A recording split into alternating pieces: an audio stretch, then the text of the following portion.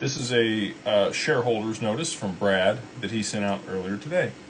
And on the Swift announcement, I'm going to read verbatim what he sent out to shareholders and other people that are on Ripple's cap table. He said, in other headlines, Swift announced it has built a prototype for a blockchain-based shared ledger to be added to its infrastructure stack, initially focusing on real-time 24/7 cross-border payments. I've received a number of questions this week about this and what it means for the industry and Ripple. Frankly, it made me realize that I haven't shared enough recently about the thoughts I have around who we view as our core competitors. And perhaps I will spend some time on the competitive landscape in an upcoming note. I digress.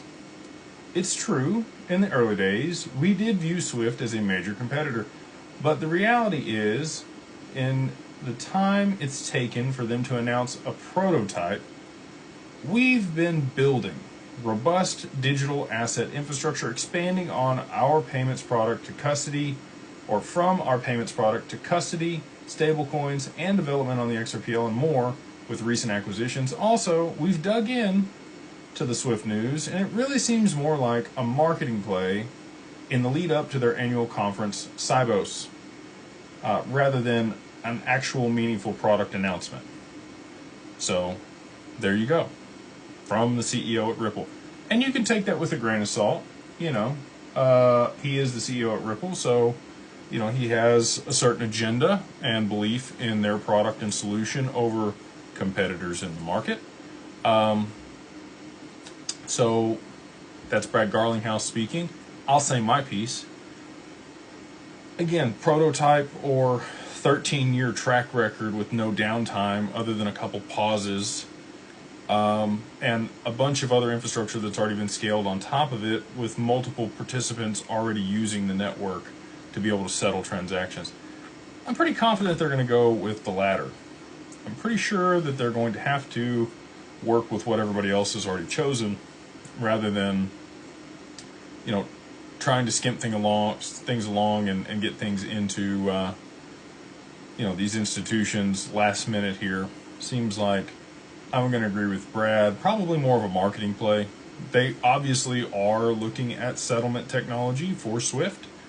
And, well, if there's something that has legal clarity here in the US and also has enough liquidity in it, I think they might use that.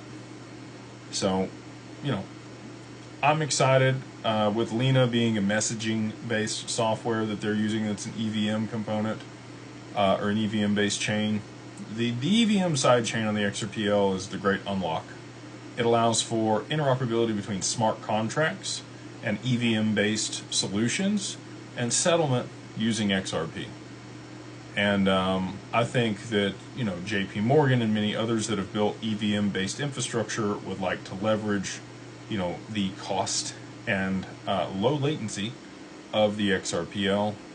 The throughput on the mainnet for the XRPL is limited to around 1500 TPS currently, but Bob Way holds a patent to a subnet for the XRPL, and I think that's the secret sauce that we've been looking for it to be able to scale to, you know, significantly higher numbers.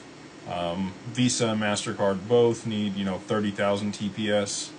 And then you have other applications that are similar, right? So to be able to settle all of those transactions across all those counterparties, you'd need a really, really robust infrastructure that's not going to go down or have problems with that volume of payment, and is already integrated with all these, you know, different institutions.